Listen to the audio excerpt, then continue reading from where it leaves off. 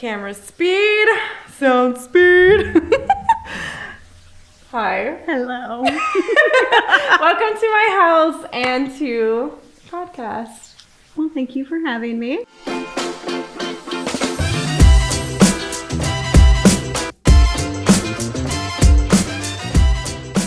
Wow. Hey, this is Amber Hansen today. You guys have a little treat. Amber and I have hiked the mountains of Banff and the hills of Hawking. Yes. And have also worked luxury weddings together. So you're looking at two multifaceted queens over here. Yeah.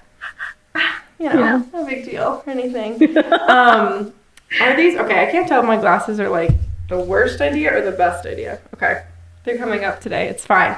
Amber's here today because we're having a girls' day and we wanted to introduce her to you guys. So she is a mom, a singer, which I just found out this morning, a wedding planner, a boss babe, a ginger ale fan, a traveler, and a friend. Wow. Well, thank you. Yeah. So, welcome to the show, Amber. The Midwestern welcome, you know, not the goodbye yet, but the long, outdrawn. Yes. Just like yapping for a long time, standing by the door, like. I like it. Yeah. Do you want to introduce yourself as far as like if you just met people on the street? You'd be like, "Hi, I'm Amber." I'm Amber, and my business is Amber Hansen Events. Write it down. Yes. Hire her. Yes. I got open availability for 2025 and 2026. I've been in the business for 10 years now, since December. Wow. Wait. Yeah. A lot longer. It is. It is. I haven't announced it yet on my Instagram or anything like that because we just got photos back. I just got my rebrand and logo back. So I'm making it a bigger thing. Oh, I should have told you. This will probably come out mid-March. So that's fine. By the time this comes out, you'll have it on your Instagram. Yes, absolutely. Okay, great. Oh, yeah. Yeah. So let me see. I got 2 kiddos. My high school sweetheart and I have been married for 13 years going on March. So cute. So, yeah. I don't know. What are your kids' names? Emma and Calvin. Cute. Emma is my oldest. She's 6 and she's taking on the world. She's very independent. Aww, just like her mama. She's a lot more girly than me. Okay. But yes, she has that responsibility bug and she's outspoken. And I don't want her to get rid of that. I want to encourage that in her because she's going to do something awesome. She cares about people. She cares about animals. She cares about their well-being. But she's not afraid to like set boundaries and set, different things. At age 6? I know. I wish I knew boundaries at age 6. Right? Life would be different. Oh yeah. And she knows how to get her little brother to do things. She's like, that's how it is, Calvin. Mama, he has this toy, but I want to play with it. You're going to have to wait. She thinks, goes to the corner, grabs one of his toys. Look what I'm playing with, Calvin. Oh my gosh. Like the little jealousy thing to get him. She knows. Okay. Oh, She knows. Yes. She knows. She knows. Did you watch the Grammys recently? Yes. What did you think about Beyonce winning Country Music Album of the Year? Yeah. What did you think about anything? But that's my question. There were a couple takeaways. You're like, For Beyonce, I was shocked that she took it home. By her face, it looked like she was too. Yeah. To be honest. But also the same year that all the like conspiracies came out. Yes. Like I'm not a huge conspiracy theorist, but once more I'm like, what? There was a lot this year. Yeah. I wasn't shocked that she won Country Music Album of the Year because I listened to it and I was like, this is, people change genres all the time. She's doing a reverse Taylor Swift. We're fine. And she's wickedly talented. Like I'm not a Beyonce hater at all. But for the whole album, I was a little surprised. I thought Billie was going to win, Billie Eilish, because her album was like like supremely produced. It was just very good and experimental, and I think really of the times, like the music sounded new and fresh, and I can't quite say that Cowboy Carter was the same level of like, I think with award shows that like the people, the music, the movie, whatever the thing is like a reflection of culture. I think so when you see like, oh, okay, like these are the movies that are up in the Oscars, these are the albums, usually the themes and genres are reflective of what's going on in the world. And I do think Cowboy Carter had a lot of those notes in it of like, oh, okay, like this is a really important album, a lot of history is going on. But like from a big scale, I was like thinking the sound and aesthetic of Billy's kind of, maybe it's just because I'm in a bubble, I'm like, I think that represented more of the feelings of 2024, possibly. Yeah. What do I know? What do I know? But anyway, I was just funny. I mean, I think all the artists that were in that category had a really good, I don't know, mix of 2024 was really weird. And you're Swiftie too. Did you think Taylor was going to win? Did you think Torture Poets Department was good? I think she was good. I thought she was going to get at least one award, and she walked away with 0. She looked fire that day too. She did. She looked really good. I loved her outfit. The little T on the back. Oh yeah. That was good. But yeah, I am happy that Sabrina walked away with a bunch of stuff because she's been working her butt off this year. And her, not just the ones that were like viral from that album, but some of the like, Slim Pickens is one of my favorite songs on the album. Like, so experimental and fun, a little more country. Her voice sounds amazing. So, yeah, I was like, I'm not a huge, like, fan when the girly pops just, like, sell sex. So when they actually have some, like, you know, robustness to the rest of their music, I'm like, okay, like Chappell Roan, like, same thing. I'm like, well-deserved because you have a lot of different things going on in here. It's not just, even though it is, like, kind of a lot about, like, sex and whatever, it's not just about it. You have an amazing voice, an amazing stage presence, uniqueness, like you're creating a whole character and whole world and you know, all that stuff. You get Definitely. It. But, yeah, I thought it was interesting awards for sure. And I was really entertained the whole time. I was like, this is a fun Grammys. Like, there's a lot going on. Should I touch on the red carpet stuff at all? Or no? Wait, what happened on the red carpet? I don't know if I watched it. It was like one of the takeaways. You know, there were like a handful things that you always take away from award shows. Yeah. And with it was Kanye, right? Oh that my gosh, showed up uninvited. Wait, so he wasn't invited, and then his new wife, who looks identical to Kim, butt naked. Oh yeah. Butt naked. Oh yeah. That was a statement for sure. I am glad that they were like, you need to leave. Like, because someone with his power and stature, it's like, you could just be like, okay, he's just, but that's like very clearly indecent exposure and like violating a lot of things. I'm glad they kicked him out. I would agree. He's an interesting dude. I can't tell if he's like, you know, someone who needs some help with mental health or if he's like, people are still like, he's a genius. And I'm like, is he? Or is he just like, really struggling? Like, I can't tell. I don't know him. Like, and the media makes things so you can't always tell what's happening. So I'm like, I don't know, buddy. I hope you're okay. Like, I hope you get assistance. Yeah, for both of them. Yeah. Blink twice, Bianca. You're in a bad marriage. Blink twice. We'll come get you. We'll give you a coat or two. Maybe some sweatpants. Stay warm. It's a cold day. Just a bit. Very chilly this week. I'm not in LA, maybe, but dang. Yeah, that was weird. I can't get over that she looks just like him. Do you watch the Kardashians? I don't. Amber, you're not missing much. But I do watch it.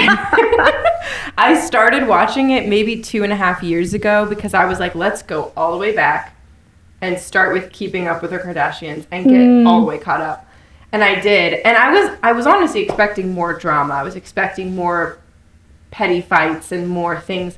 And there wasn't as much as I thought. But then, like, putting all the pieces together, I was like, wow, like, this family's been through a lot. We've got like so many like firsts that you don't want in here, you know.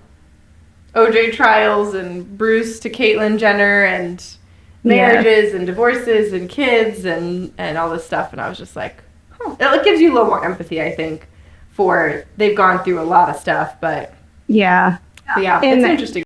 But also like learning about Paris Hilton and about, you know, like she has said hot. Like that. Yes. She has said recently, like, oh yeah, that was just a different persona for me. Yeah. Like that isn't who I was, but that's what people think I am. Yeah, you're like playing a role. Right. And Jim Carrey has even came out recently saying like, the Jim Carrey you all know is not the real me. Yeah. And that was a different character I set aside for when I wasn't on screen. Yeah. Which is interesting that celebrities have been doing that for so long, and the public thinking that we know them and we don't, which props to them, because you kind of need, you know, your own, everyone has issues, everyone has things going on, and to get through those things, sometimes you need to put up that front if you don't want the public to know, and you're in a major position to where people, it's like living in a glass house. Yeah. At least they had a basement. Media, I can't. I mean, it's so much more intense, you know, like. Yeah. Like someone like Paris Hilton now, I imagine people are still, you know, like you're saying, going out and being like, I'm a character or I'm just playing a role, so that you can have a little vulnerability left to yourself and you're not having to like show all your cards all the time. But I think it's almost harder with social media now because you're like expected to like be on your story and like be a celebrity for the people and like post the real you. Yes. And then it's like after time, it's like, well, who is the real me? And am I doing this for their approval, or am I doing this? Because you can see it right there on your phone if they like it or not. Right. You know, and that's like a different level of, you know, versus maybe in the 90s, it's like the media will tell me if the majority of people like me, or I can pay off the media to tell, like, put out a good news story about me. Yep. But now it's like you can just straight up see what thousands of people think right there, and that's insane. And absolutely. So I've been listening to a podcast recently. Why are we on this topic? I love this though. Like, I was not gonna ask you about pop culture, but I'm glad we're here. I've been listening to. I didn't grow up watching it, but it's Boy Meets World. Yeah. So I've been listening to their podcast, and that's something that. One of the recent episodes I've been listening to kind of went down the rabbit hole of social media and where it's gone. And they were talking about, we didn't know if the public liked us or not because it would be weeks, months, whatever. And then we're like, oh well. But now with social media, it's so fast. It's so like immediate that you're kind of putting your life around it more. And they were saying like agencies like are taking actors' lives, like their Instagram and stuff. We are only casting people that have a certain amount of following. And some of the actors don't want the Instagram, but it's going to hurt them in the long run because they don't have one with followers. I have a theory about this too. Continue your thought. That's Thought, crazy. Yeah. I was just like, how... It also comes down to having a small business. This is where my mind is going. Like your networking, that's your worth. That's how you're going to succeed or not succeed, is by networking and how many people you know. Yep. So, I mean... It's not what you know, it's who you know. Right. As much as you hate it, it's true. That's 100% if your business is going to make it or not. But I hate that they're doing that to... actors, especially the ones trying to get into the field, because like they could be really good and they had a rough life and no one wants to hire them because they don't have any friends. Why? Yep. That could be it should not like the next right. In the same way that in any other job or field, you would never look at someone's social media following. Like you would look at their social media to make sure they're not a crazy person. Right. Fake, you know. Or, we just talked about Kanye. Well, who knows? Maybe that's not what is going on. But like if you're an employer and you're saying, I'm going to hire someone to work in my sales department, you're going to make sure they're not posting things that are against your company values, right? But you're not going to look at that number and go, 2,000 followers, not enough. Like, that doesn't go into the qualifications consideration. But you're saying, like, with performance piece, like performers or actors, or even, you know, we both own our own business, which we'll talk about more, I'm sure. But, like, yeah, it's something that it's just a vanity metric, and we don't know if those are paid robots. We don't know if those are like someone's account that then they just switch the name and profile and hand it over and say, here, I have 100,000. I grew this account. Do you want it? Like, we don't know what goes on behind the scenes, and it makes me really sad. I'll give you a little tea. Well, I do some acting stuff on the side, and that is a consideration, which is a little frustrating. Yeah, that's what I was about to ask, because I know you do that. Yeah, so, like, just a little. Yeah. Well, we were just in a commercial last week, and in Cincinnati. Should have said hey. You should have. I know. It was for I would have came and got coffee. Was it really? Yeah, we're gonna be in the Larissa's Pizza commercial. Nice. I'm gonna look out for it. Me too. I don't know when it's coming out, but yeah, I was just on set again for the first time it's been a minute, so I was just kind of like, oh yeah, like all the people there were like networking, taking pictures, which was great, like all the actors should, but it was just that weird reminder of like, oh yeah, like everyone wants to connect after this, and then you go and you see, oh, that girl who had the bigger role in the commercial has 14,000 followers and is like a model and all these things, and then I'm like, oh, that's like, you instantly start to feel like, is that a reason why I didn't get the role over, you know what I mean? Like, it's all that like comparison, because it, in a way that business feels like it's business.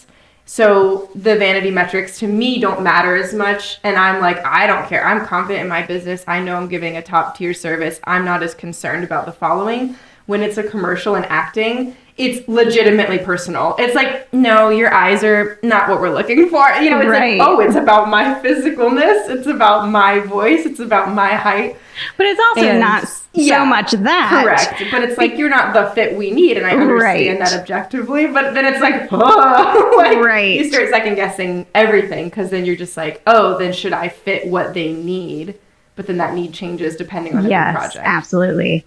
But so, small detail just throw out there. When I was a kid, I thought I was going to be an actor. Like, I'm going to be like a famous actor or singer or, you know, whatever. So while listening to the podcast that I'm listening to, they kind of went into that of like, because now they're all directors. Okay, the Boy They don't really, they don't really. And they were all kids on that show. They were all young. Right. And so now as directors, they're on the opposite side. They're like, man, as kids, it felt like we had to fit a certain box, and we would feel so bad walking away from it. And now we just know as directors, like, no, you were amazing, but it's not what we're looking for at the moment. But we're going to keep you in mind probably for something down the road. And they were like, that's literally how you got jobs. Yeah. It wasn't so much like going in and getting the role you wanted. It was more about the networking of it all. Remembered for the next. Yeah. I remember watching the Friends 20-year thing. Yep. Yeah, I love Friends. Me too. And I remember I was kind of surprised when they were talking about it. All started with, I'm blanking on the name, but Ross Geller's character. Who's his actor in real life? David. Starts with S, right? Schwimmer.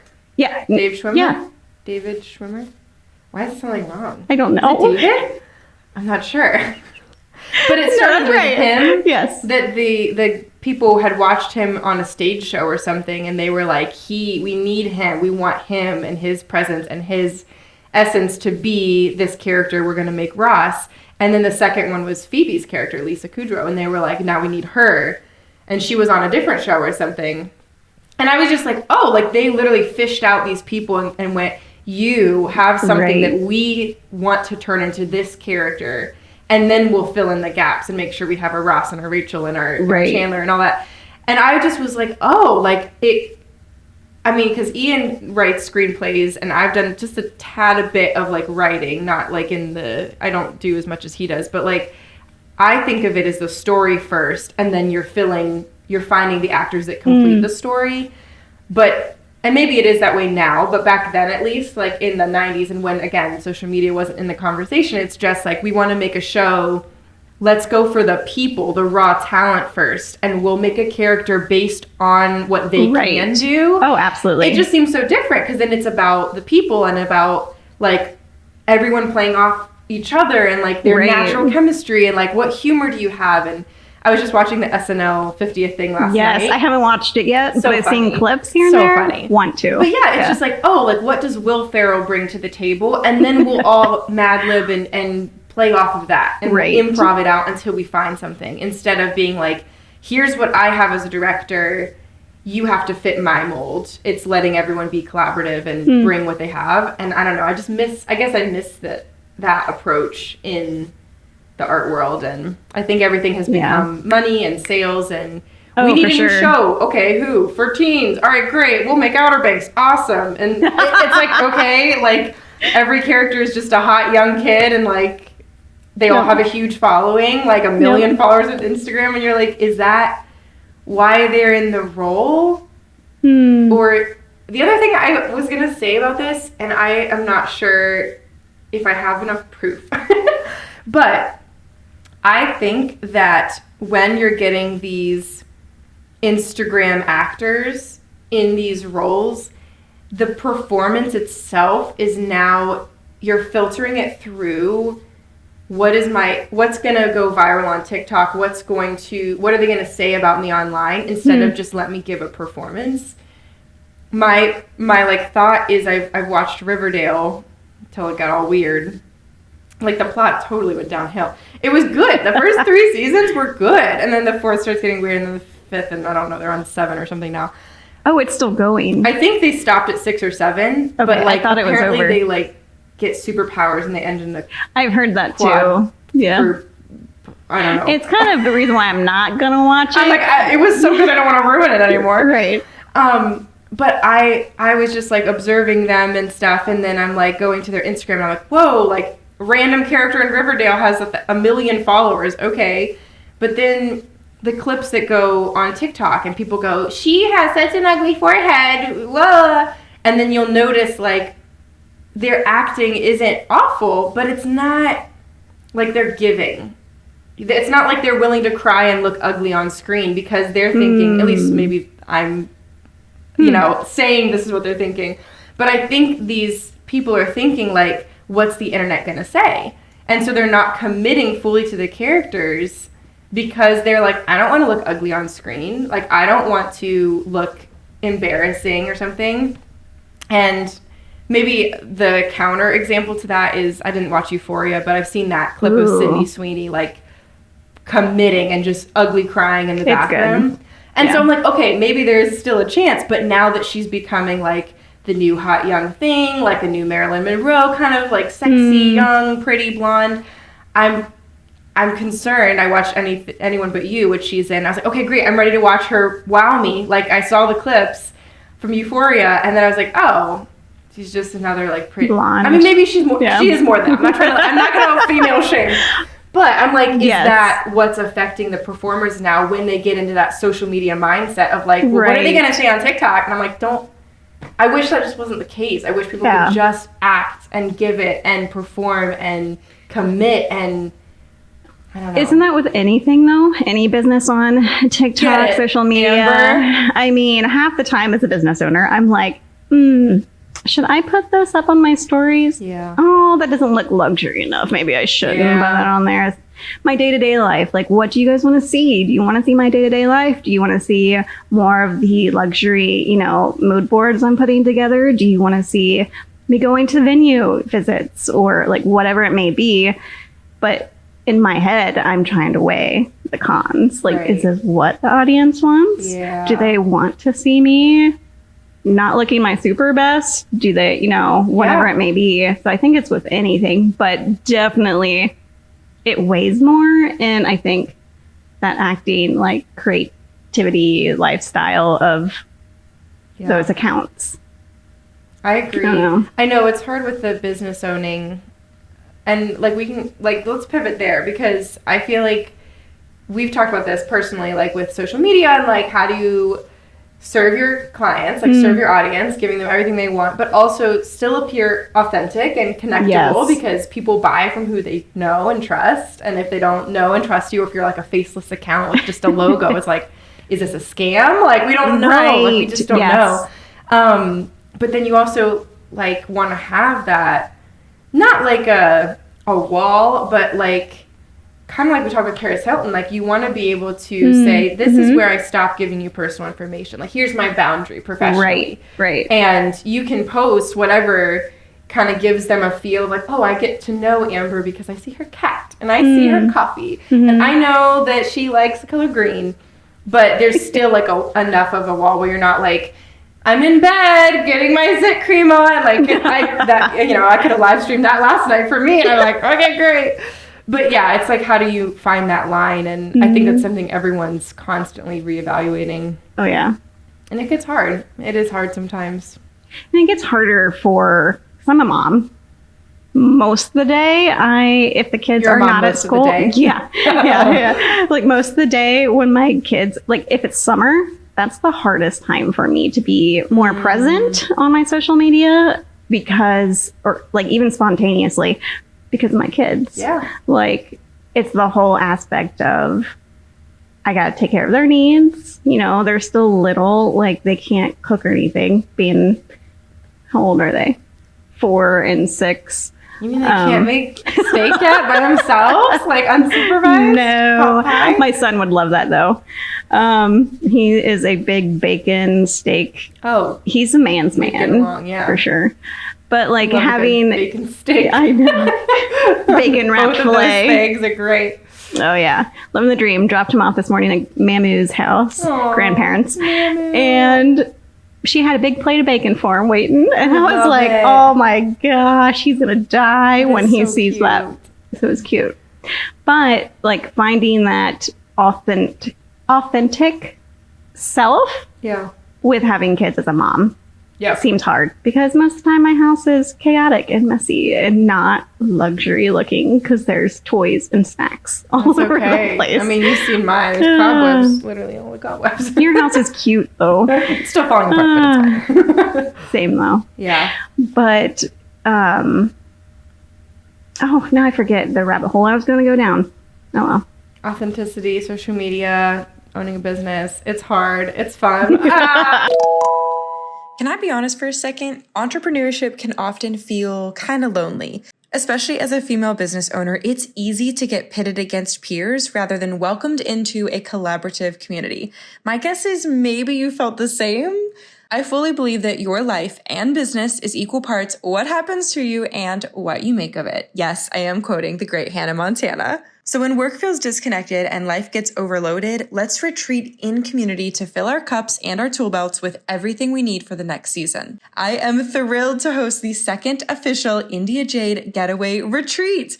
Last year's event sold out and it was so unbelievably fun. You can bet your bottom dollar that this one is bigger, better, and built especially for my female business owners and photographers.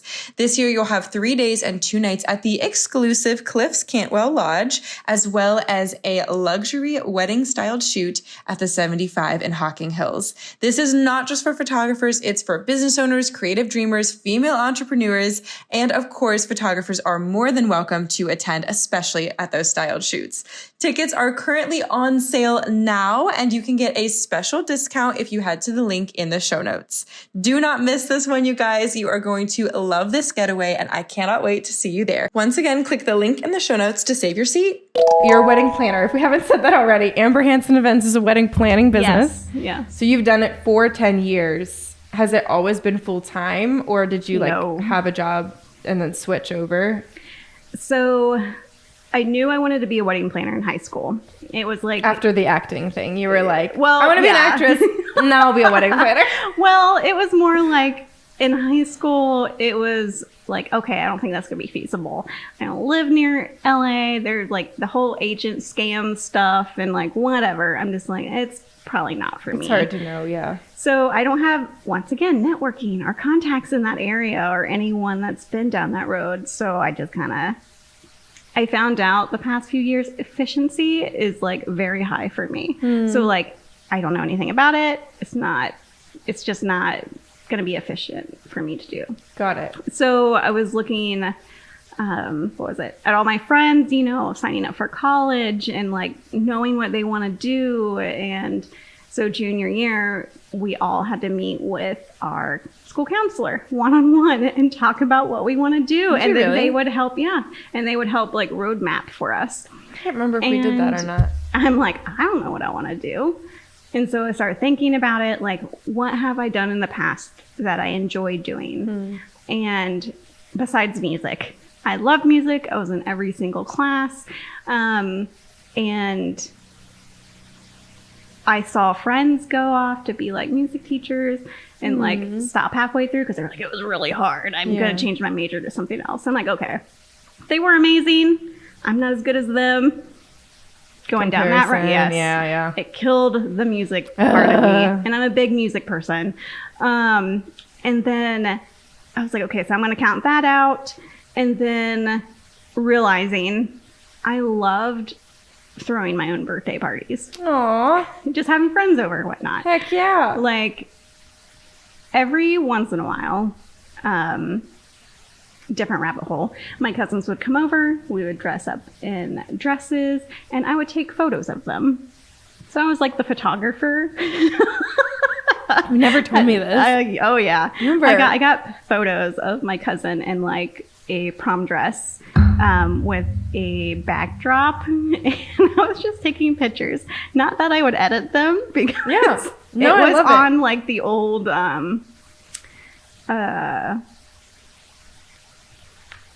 what cameras are those? Like a disposable? Yes. Okay. The disposable cameras. Hey, that's super in right now. Like 35 millimeter. It's thriving. Right. But pivoting to, like, they were dressing up because I was going to have Pirates of the Caribbean birthday party. Nice. And what I did was went and got some gravel. My parents have a big property. They have 20 acres. Nice. And so there was a big driveway full of gravel.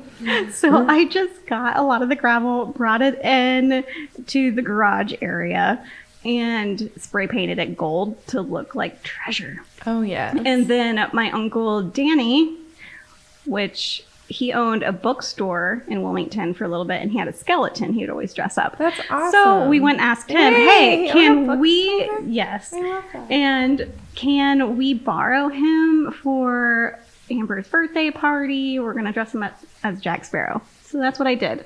I dressed him up as the skeleton version of Jack Sparrow, sitting next to the big pile of gold.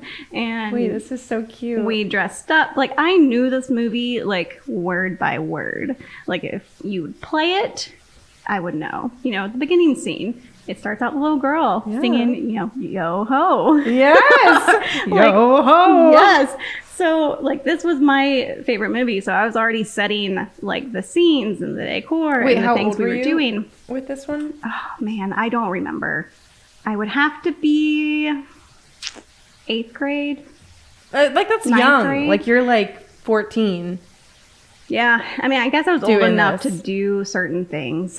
I would have to go find the timestamp. But that's real. I mean, 14, and you're, like, thinking this creatively, like, let me paint gold nuggets from gravel and put together Jack Sparrow's skeleton. Like that. No, that's like really cool. My mom is very creative. My dad owns his own business as like an architect, detailer. So my mom has always had the freedom of trying to figure out what she wants to do. So she's gone down the rabbit hole of being a photographer. Nice. And a caterer. She's gone down through the rabbit hole of making her own like skincare and a bunch of different things. So entrepreneurship is like in your family. Runs in my family. Yeah. My grandfather owned his own like paint business and they would do wallpaper. My cousin owns his own electrical company, whatever.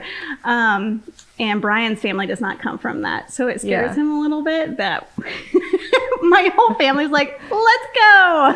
You're like, are you gonna, like, what's the meme that's like, I can't wait for my wife to own a bookshop / coffee shop / antique store that loses $30,000 a month. Like, yes, absolutely. Yeah.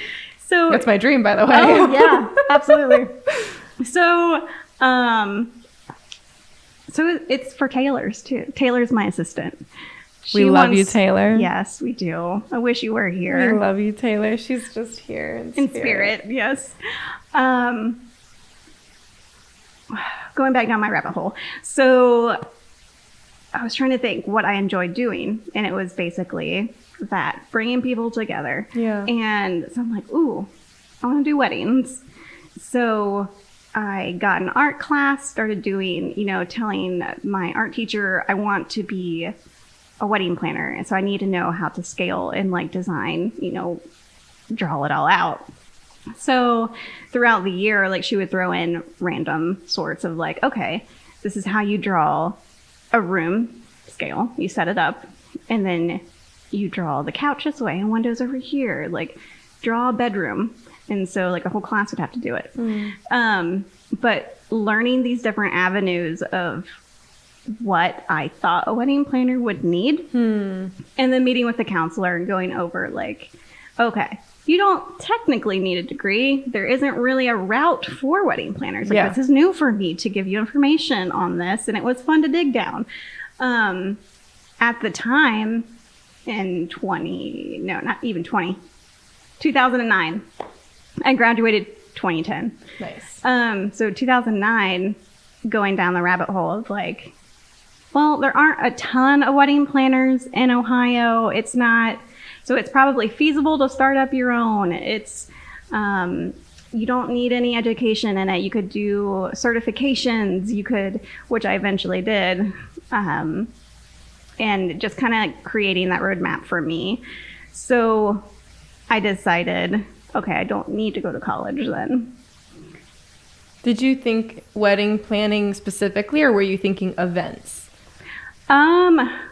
Weddings specifically. That's awesome that you were like already niched in at that point. Yeah. I mean, regular events like business, that's kind of where the money is. Yeah, you're like, that'll come anyway, but like weddings sound more fun and much absolutely. more like on par with probably what you wanted to do. Yeah. Yeah. So graduated. So I started in 2011. I got certified 2012. I got married. So I was able to put everything I did learn from longevity in California that I learned online into play with our wedding. But the one thing I wish I would have done was hire a day of coordinator to come in, because we had a venue coordinator, but I needed a day of coordinator to catch those little things. Like there were little things throughout the day of like setting up the table numbers or rearranging the tables, or like we had unexpected guests show up. Like a friend of mine's brother brought his +1 that I've never met before. Like, and like, what? That wasn't we on thought the you invite. wouldn't mind. And I'm just like, okay. Okay, I mind. So my family had to take care of that. Yeah. They were like, I know you wrote a seating chart, but this isn't going to work anymore because people are just bringing up extra people. Where'd you guys get married? Lake Lindsay. Is that in Hamilton? Cincinnati? Okay, yeah. in Hamilton. Yeah. Nice. Because we were looking for a spot that really had, at the time, it was really hard to find venues that would allow you to bring in your own catering. Yeah. You had to use their specific catering. Yeah. And his grandparents offered to supply our wedding food because they were food vendors. Yeah. They have their own, up in Dayton, they're retired now, but they had their own food truck for pork chops. Nice. And they were huge, and they would always sell out every event they went to. So like that was a big price off our plate. Oh yeah, literally. We had 250 people. Yeah, that's a lot of people. That's thousands of dollars in catering. Oh yeah, money. Absolutely. Yeah. That we saved because they gifted us that. That is so sweet. Yes, come on, Gramps. I know. The more that I get into the wedding business, the more thankful I am for my family. Yeah. But also like, I wish they didn't have to do that, looking back.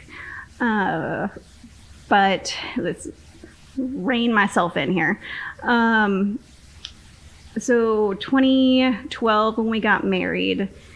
You were your first client.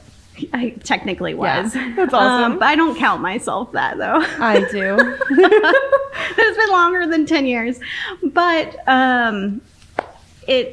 I looked around. There were only maybe like 3 or 4 wedding planners in Cincinnati. Oh, Not wow. very many whatsoever. Wow. And no one was hiring, like, and I needed an income. So even if they did have like, oh, you could be an intern for no money. It's like, oh man, I can't. We got to afford this apartment together. You're like, I'm an adult. Like, oh yeah. Internships are like, I don't know. I mean, I was 19. Like, I was young. And my husband at the time was 20.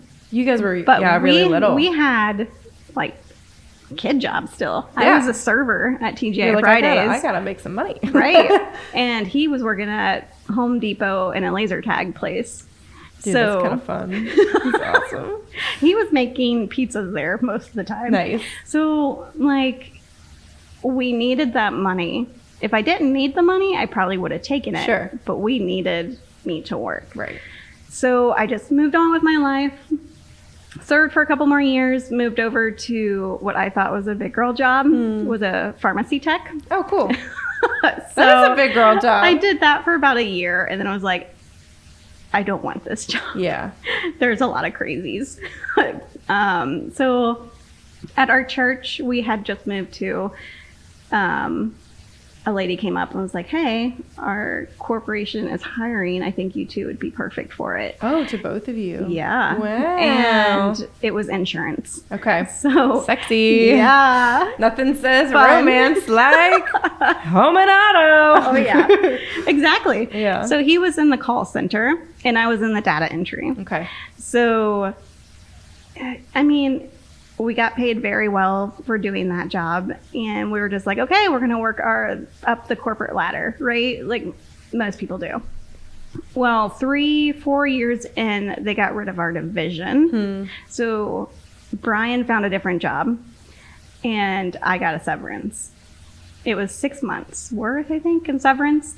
So at that point, I was like, it's now or never to start my own business. Can I pause because I'm watching Severance right now, and when you said I got a severance, my mind instantly was like, so you have a brain implant No. that turns off the workday at the end. I'm so sorry. I was just like, No, but like, it took I've me been 10 wanting to seconds watch to like that. catch up to what you were saying. I haven't caught up to the most recent episode, but it's really No, good so you're far. good. It's really good. I Go like watch it. Okay. Go No, ahead. I saw a video about it. I was like, oh, I was just I'm like, adding that severance. to. I'm But adding it to my severance list. is in the pay, like Yes. they're like, okay, go away, and then they give you a paycheck because they fired you, or like, Yeah. not that's not short harsh, notice or whatever. but like, yeah, which is what you want. You don't want to quit and then you don't get that severance Yes, paycheck. Okay, Absolutely. So, by the way, it was like a week after that we bought our house when they announced that they were getting rid of our division. No. So it was like, ooh, this is Yikes. hard. But luckily not that we were counting on one of us losing our jobs, but we did it off of one of our incomes. Yeah. That way, in case anything did happen. Yeah. And luckily, good. we were fine. Yes. So I was able to take the opportunity, instead of looking for a different job, of starting my own business. So I started Amber Hansen Events. Woo! And that was officially December 2014, technically.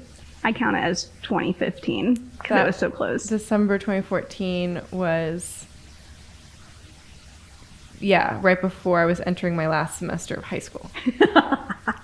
See, I'm just a little bit older than So you. I was just a little baby. I was 17. Oh. I think I just turned 17. Yeah. See? Yeah. And I already shot my first 2 weddings at that point. That's true. So you're already beating me. No, I'm not beating you. I only charged like $150 Wow. for the first wedding. Yeah. Second Dang. one, I think I upped it to $400, and then by the following year, I was doing like $800 weddings. Wow. Yeah. And I was like Ooh. $800. I know. It was a lot back then. I felt unstoppable, that kind of money. Absolutely. Because I'm making $7.10 an hour at the YMCA and at childcare at our church. So I was like $7.10 an hour, then jumping that high. I was like, you know, Rolling in it. that's a different conversation. I'm rolling and I can get myself a McDonald's on the way home. I was like, Right. like, It's well Big earned at the end of the spender. night, by the way. So. oh, yeah. The Speedway 79-cent Slurpees. Oh, okay. Oh yeah, I was like less than $1 for all that sugar. I have the metabolism of a king. Like I was like, this is Right. awesome.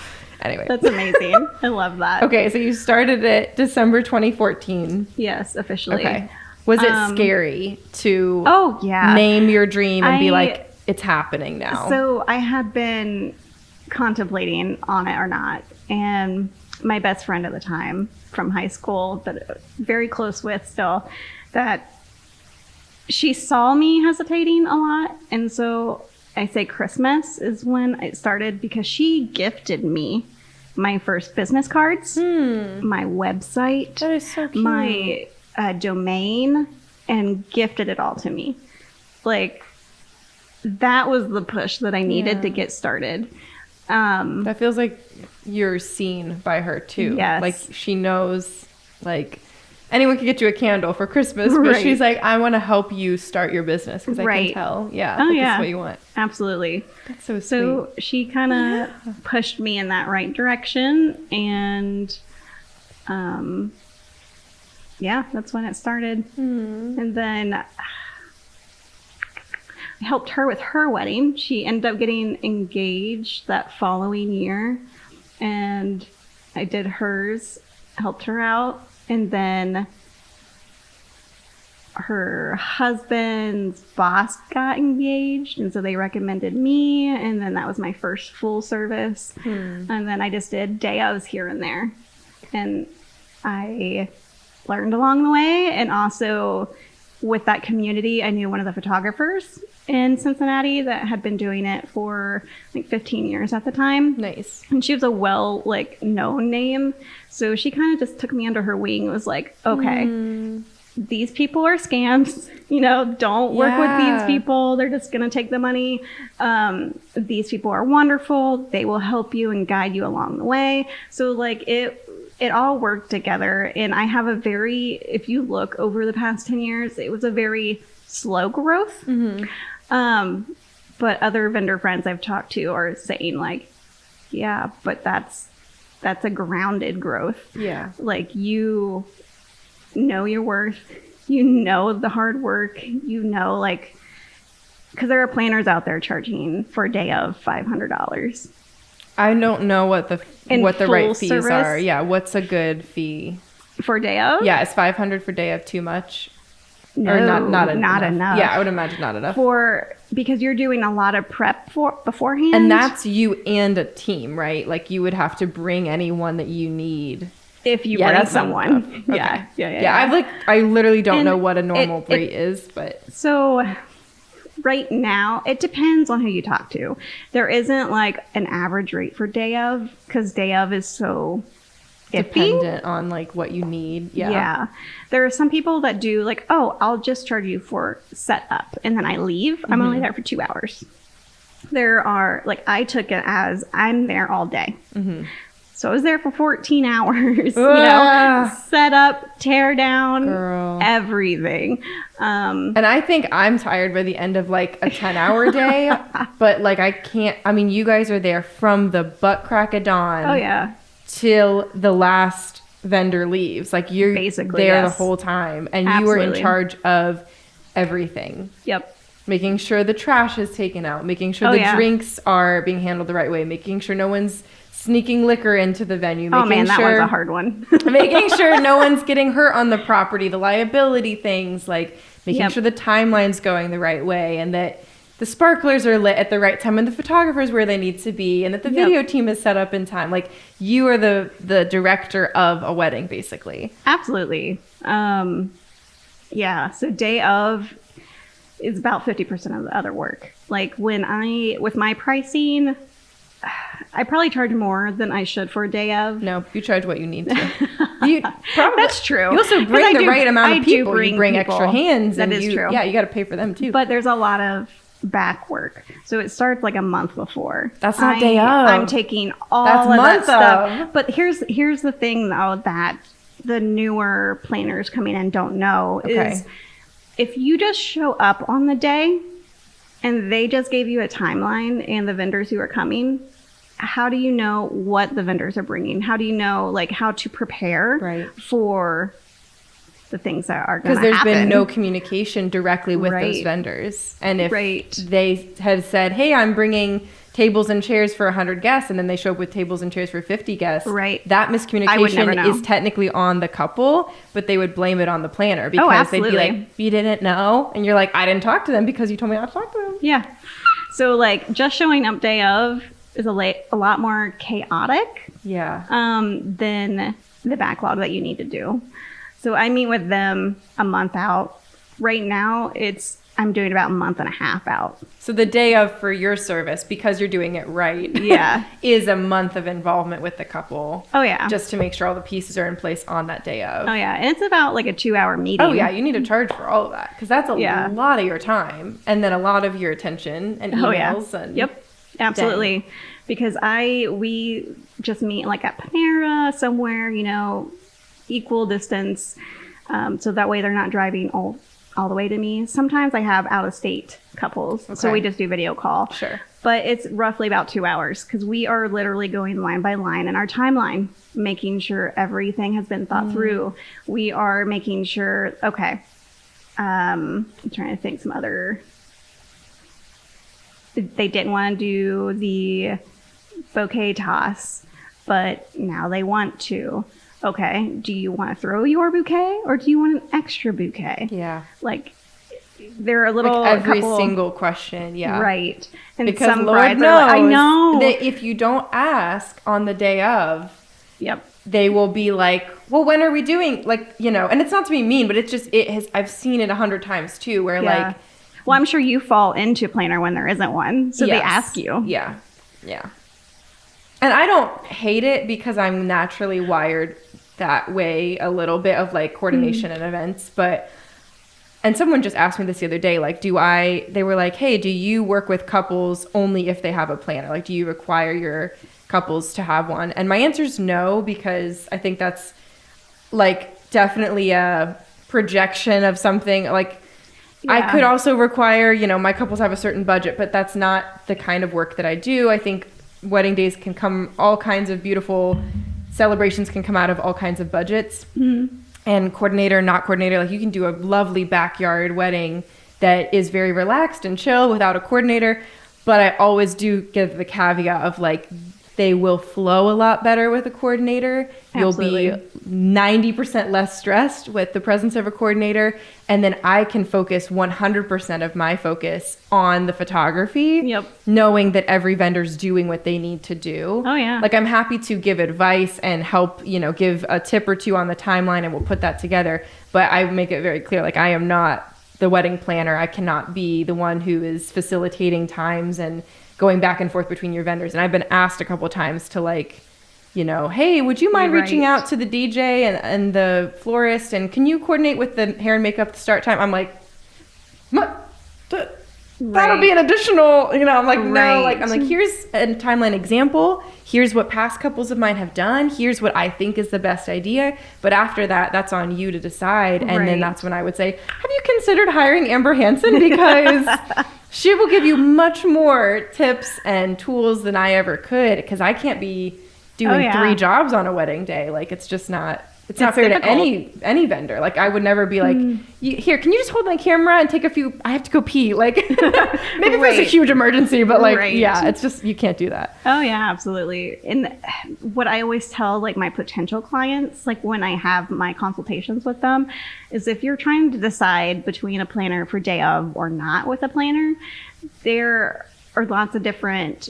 It just comes down to what you're wanting, what you're looking for. If you don't want your family involved because you want them to have that time with you, not stressing about, okay, the appetizers need to be stocked. We need to put more crackers out. We need to put more cheese out, You can just talk to people, hang out.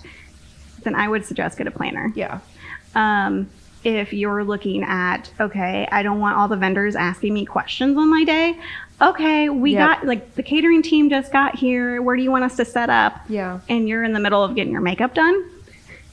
It makes it hard, like, throughout the day. Or, like, okay, do you want to do your first dance now or do you want to do it later? Yeah. Like, you're making day of decisions. So that's where a planner comes in. Because you're going to do this once in your life. And it's the hardest thing for me being a planner for so long is like how to not convince people of getting a planner, because that's not what I want to do, but like realize what our job actually is. Yes. Because it's not just for luxury clients. Yeah. It's for literally because any they have client. a big event going on. No, it's for any event, like you're saying. The small things matter. Yeah.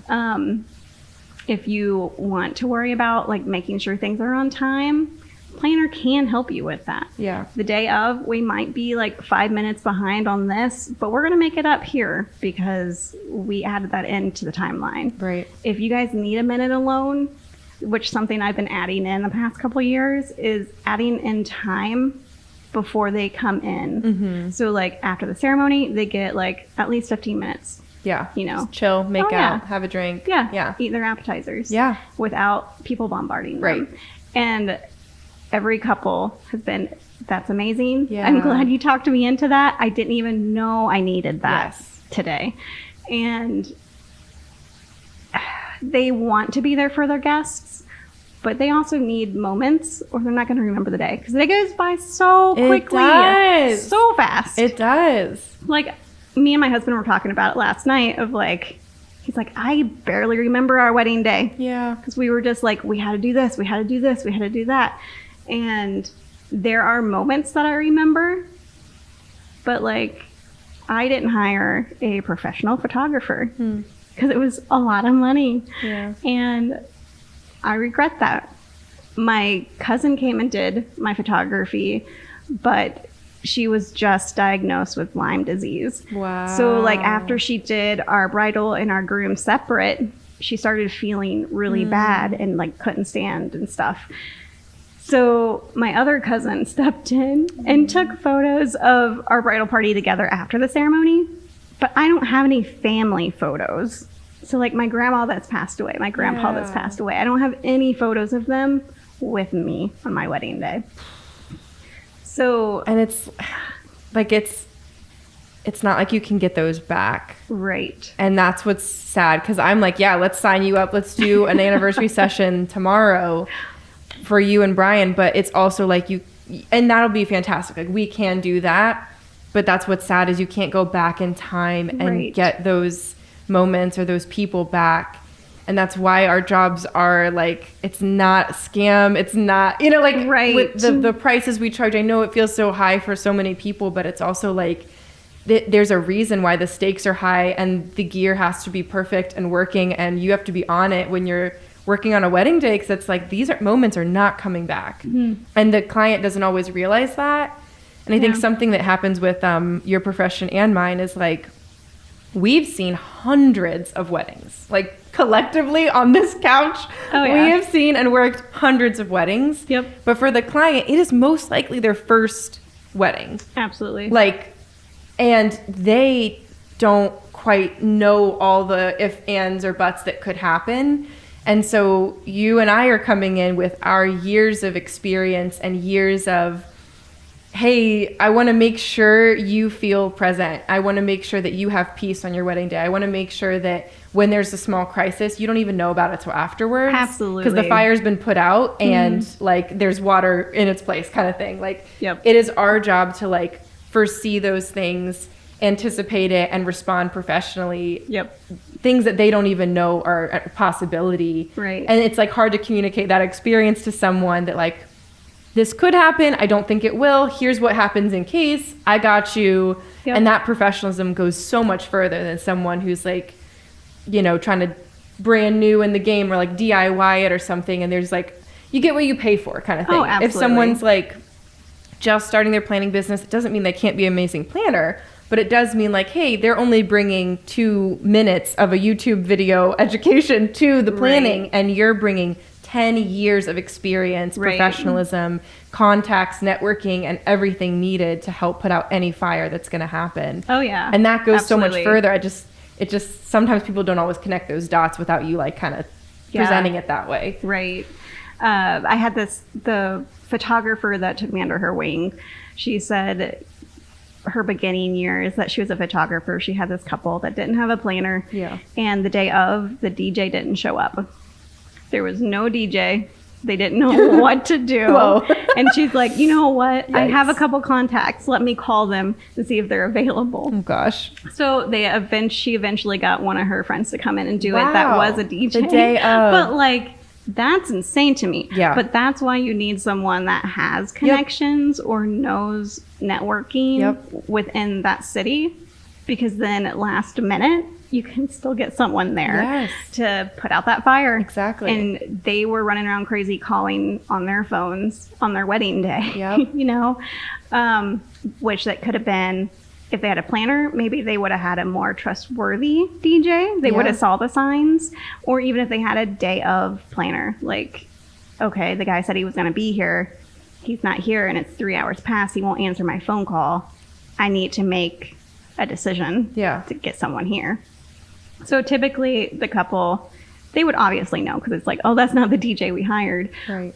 But we would have someone there. Yeah. Like there are extremes to that point.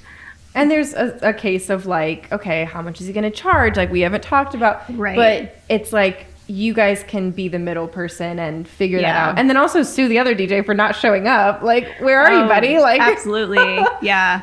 And with that, like that was something that my photographer friend did, was like, how much would you charge the couple? Yes. Like she Yeah, even right went down away. that. Yeah. And he's like, you know what? You know, you're in such a pinch. We'll figure it out later. I'll give him a deal. I love Like that. like the community, at least in Cincinnati, is a very family wedding vendor likeness. I don't know how to put it other than Like that. camaraderie. Like, yeah, we're gonna be there for you. Yeah. So because of that networking that she had, it was like, I'm gonna help take care of your couple because they're your couple. We'll be there. That's awesome. So I don't even know.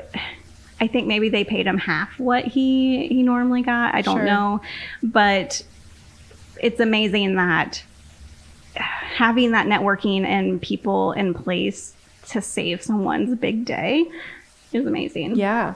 And that's, again, you guys take on that role. Like, you are the person that would absorb that, see the problem, find the solution, and then you present the solution to the couple so they don't have to waste 20 minutes sweating and being like, no, DJ, oh my gosh, like what's going to happen? But like that was covered because of like you and your photographer friend, like in that moment, like being able to pull the resources together to do it. Right. That's why it's so important to have It professionals. is. Yeah. Yeah. This is just a quick caveat because it's not the same, but we were working on a film set a couple years ago, and so random. It was like for this huge Super Bowl or this huge football commercial with Fall Out Boy. They were singing an original song in the OSU shoe. It's like live if you want to Google it. It's for NBC football Saturday night or whatever. And Ian and I's job was to be a PA. Like we were just production assistants this day, and our whole job was to make sure Fall Out Boy had what they needed. That's cool. Which was so funny. Oh yeah. But so like we were like sitting with them, chatting with them, and as soon as they come off the bus, they were like, great, like here's our dinner orders, we're placing those. And then they're like, when is hair and makeup arriving? And the production crew, the director was like, they're dudes, they don't need hair and makeup. And so we were like, I think they're expecting hair and makeup. Like, even though they're dudes, they're performers. And they were like, when's hair and makeup coming? And so we go to the side with the director, and they all were from New York and flew in to Ohio for the shoot. We were the locals. Wow. And so they were like, we didn't hire hair and makeup. So like, do you guys know anyone? Wow. And so within 30 minutes, I'm sitting here texting all of my wedding vendor makeup friends, and I'm like giving people calls, and I was like that person, and I was like, okay, what's the budget? And he was like, I will pay whoever $1,000 who can get here and dab their faces. And I was like, great. And so I found someone, she came over, and we got her $1,000 to dab up Fall Out Boy's makeup. And I was like, amazing. But it was like that kind of thing too, where it's like, yeah, just being a problem solver as a vendor in any circumstance, and being able to also just provide people work and be like, it's a joy for me to be able to call up a makeup artist and know that she's getting $1,000 today. Like, and she gets to meet Fall Out Boy. Yeah. And so it's just like, it was like a cool coincidence thing, but it was like, you never know when that experience and that professionalism and your network will come to play, and when you can get your friends work and like feel good about it. It's not just about like the one, you know, you're running your own business solo. It's like there's all kinds of people that will be able to hire you and recommend you and pass your name out, and you never know when that's gonna, you know, be a fruitful thing in the future. So Yes. even though we work for ourselves, it is communal. Like it is a communal Absolutely. thing. Yeah. I love it. 100%. I'm trying to keep an eye because I think 12 minutes. Ah! Okay. Yeah. I'm like, my battery's going to die here soon. But I guess like last question, and you don't have to share name. You don't have to name names, but what's like a crazy wedding scenario you've seen? Like one of the most crazy wedding things, or like something wild that's gone on someone's wedding day? Man, I get asked this question all the time. It's too big of a question. And I don't know. It comes down to I really haven't seen a whole lot of crazy That's good. stuff. Which just implies to me, like, if you are preparing in advance, you won't have those scenarios.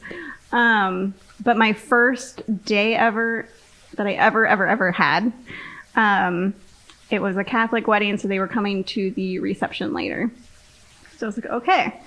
So they were out there having a good time, dancing, their cocktail hour, and they had food and salad out, and so we were prepping the dessert table. So the friend that had pushed me into wedding planning, she was my assistant for a little bit. So we were setting up the donut table because that's what they got, donuts. Donuts sounds so good right now. My tummy is like... I know, we're going to lunch afterwards. Yes. So we're setting up, so there's all different kinds of donuts. Well, the priest, the father, he comes out. We are running back and forth to get the right stuff to set up. He takes their cutting and serving knife that they're going to use for their cake cutting, because they had a mini cake, and cuts into half of a jelly donut, red jelly donut. What? And sets it on the white tablecloth. Not even on a plate. Father priest, Papa There's boy. There's jelly everywhere. Buddy, why? And he leaves half the donut and just takes the other half with him. And he on a he diet? leaves. And my sister, I was going to make a joke about the donut being holy, holy Father, but it was jelly filled. Yes. I can't even make my joke. The Catholic donut that is full of the jelly is now everywhere. Oh yeah, red jelly. Wow. So my assistant saw him doing that and was just like shocked that she was experiencing Maybe this. he wanted to get Christ's blood and body in one bite. Maybe, I suppose. But what? She came and told me. I was like, no, they're about to come out and do that. Yeah. And so we had to hurry and wash their knives and get the jelly donut out of there. And, get that donut out of here. The sister to the bride witnessed what we were cleaning up. And she's like, and she saw the father walk away and was like, did he just... We're like, yeah. And she's like, that's hilarious. Honestly, the I'm glad bride she is saw going to it. be laughing her head off when she finds about this. So I was like a little bit more at ease knowing that, but still. Because it could look like you just got hungry, and then if like that girl didn't see it, then the bride's like, wow, my event planner just ate my jelly donut. you know what I mean though? It's nice that there was a witness to this. Absolutely. So that was probably like the funniest one. I don't know. I don't really have any. That's good though. I'm glad that it worked out okay. The worst one I have was there was a guest that was already a little tipsy when she arrived. And throughout the night just kept smashing drinks. Just went worse. And this venue had a lot of stairs. No. And they have a weather area. It's like tornado and harsh winds or whatever is coming. So they couldn't lock this one door, but it goes down into the basement. So we tried to keep an eye on her all night. The basement of a venue? Yeah. Oh no. And she kept thinking that was the bathroom. Oh my gosh. So we had to keep like stopping her. No. But at some point when we were off doing our job, no one saw her. And then for the next like 2 hours, there was like a search party for her. Oh my gosh. No one could find her. And was she just in the basement? It was at a nature center. So the police officer that was on duty started looking. I watched too much true crime for this. Was she in the like lake? No. Thank goodness. I don't know why. I was like, were there crocodiles? We're in Ohio. I was like, the alligators got her. Like, no, but there is a lake kind of nearby, but they like searched everything outside. No one saw her leave. And so we're just like, where could she be?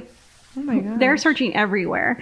And my assistant, Taylor was like, has anyone looked down in the basement? I can hear her saying that. Be like, has anyone check the basement? Right. Because she kept trying to go down there. Wow. And so it's dark. It's like 10 o'clock at night. It's dark in the basement. Was the reception like over and people were trying to leave? No, it was still happening. Okay. And they just didn't know where she was. Oh my gosh. So a couple people had opened up the door and just looked down there. It's like, oh, I don't see anyone. And then closed the door. Oh no. Taylor was the only one that actually went down the stairs. Yeah. Turned on the lights. Oh gosh. And she saw the guest there. Did she like fall and hurt herself? Yeah. So an ambulance came. Oh my gosh, Amber, you were like, I don't have any good stories. I don't know if this one counts. This one counts. You had to call an ambulance at a wedding. So an ambulance came and they checked her out, and thankfully she okay. We heard back. Oh the venue checked in with the couple, and I checked in with the couple, like whatever days later, and they were like, yeah, she's done this to an extent before, but never got hurt like this. But she's fine. And we're like, okay, thank goodness, because there was blood on the stairs. But so Taylor had to sign like an accident report with the ambulance, and she found her. But other than that, I'm glad she's but okay. That's also why we have, business insurance. Yeah. To cover our butts. Yeah. And the venue luckily had it too. Yeah. Do you guys need a COI for your wedding planning business for the venues? Not most of the time. Because I do for some venues. Yeah. Yeah. Some venues want you to have it, or you're not allowed in. Yeah. Some venues do not care. I know. I always think that's interesting, because if something like that happens, like if I trip and get hurt on the venue property, it's like the preventative measure to make sure that I can't sue them, kind of thing, or that I'm like, or like if I drop my camera and break their fancy vase or something. Yeah. Right. I always found that interesting. I'm like, why doesn't every venue require this though? Like, it's very minimal. do. Yeah. It's very small. And I'm like, wouldn't you want my COI, honey? Right. But it does turn out most of the time those are more the luxury venues. True. So that makes sense why they have them. And they want all their vendors that they're going to work with have it as well. But it's wild. Yeah. I'm glad she's okay. Oh yeah, absolutely. She's all right. That was probably the craziest. That was 2 years ago. I don't know. Dang. Well, we'll have to do a follow-up with like more wedding stories, because I think we have a lot collectively. Like, I think we had more than what we anticipated coming into this. Oh yeah. I was like, let's just chat. And now I'm like, I want more stories. But thank you, Amber, for being here today. I'm glad you made the trip up to Columbus. We're going to go thrifting and maybe eat some lunch. Yep. Where can people find you on socials if they want to just follow your stuff? And how do they hire you if they wanted to work with you for a wedding? Yeah, come on over. I'm on Instagram. My handle is Amber Hansen Events. I'm also on TikTok and Facebook, but Instagram is kind of where I mainly am. Yeah. Yeah, it's the best. Check out my website and fill out the form on there, and I'll contact you if you are interested in any of my services. AmberHansenEvents.com. Yep. Perfect. Absolutely. Perfect. Yeah. If you're planning a wedding in Ohio or outside of Ohio, because you do international stuff. I do destinations. Yes. Hire Amber and her team. If you guys have listened to the episode about Banff, Canada, and doing a style shoot up there, Amber and her team and Miss Taylor Meyer were the ones that I was chatting about that. So go listen to that episode if you haven't already. Hire Amber, follow Amber, show her some love, and we'll be back next week with more tomfoolery. Thanks, guys. Thank you.